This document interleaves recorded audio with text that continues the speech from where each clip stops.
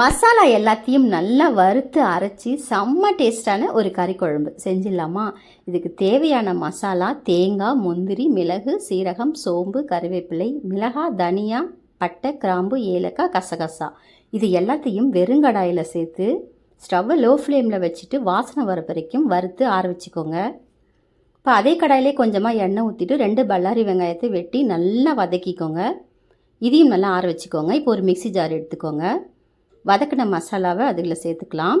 இப்போ வறுத்த மசாலாவை சேர்த்து அரைச்சி எடுத்துக்கலாம். இந்த மாதிரி அரைச்சதுக்கப்புறமா வெங்காயத்தையும் அது கூட சேர்த்து நல்லா அரைச்சிக்கோங்க. இதில் கொஞ்சமாக தண்ணி ஊற்றி நல்லா பேஸ்ட்டாக அரைச்சி வச்சுக்கோங்க. இப்போ கடாயில் கொஞ்சமாக எண்ணெய் ஊற்றிட்டு ஒரே ஒரு பிரிஞ்சி இலை, ஒரு 4 பல்லாரி வெங்காயம் வெட்டி சேர்த்து நல்லா வதக்கி விடுங்க.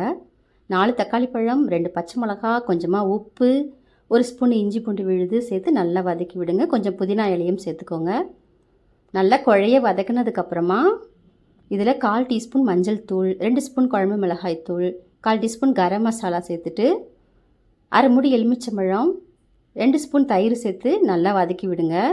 நான் 1 கிலோ சிக்கன் நல்லா கழுவி வச்சுருக்கேன். அதையும் இது கூட சேர்த்து நல்லா கலரி விடுங்க. சிக்கன் வேகிறதுக்காக 1 டம்ளர் தண்ணி ஊற்றிக்கோங்க.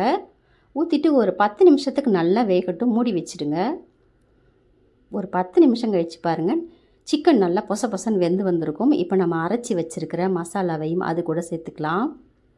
மசாலாவை ஊற்றிட்டு தேவையான அளவுக்கு தண்ணி ஊற்றிக்கோங்க. மிக்சி ஜார்லேயே தண்ணி ஊற்றி நல்லா அலசி ஊற்றிக்கோங்க. ஒரு 7-8 நிமிஷம் நல்லா கொதிக்கட்டும் குழம்பு. இப்போ குழம்பு ரெடி ஆகிடுச்சு. இப்போ கருவேப்பிலை, கொத்தமல்லி இலையெல்லாம் தூவிட்டு சாப்பிட்டு பாருங்கள், செம்ம டேஸ்ட்டாக.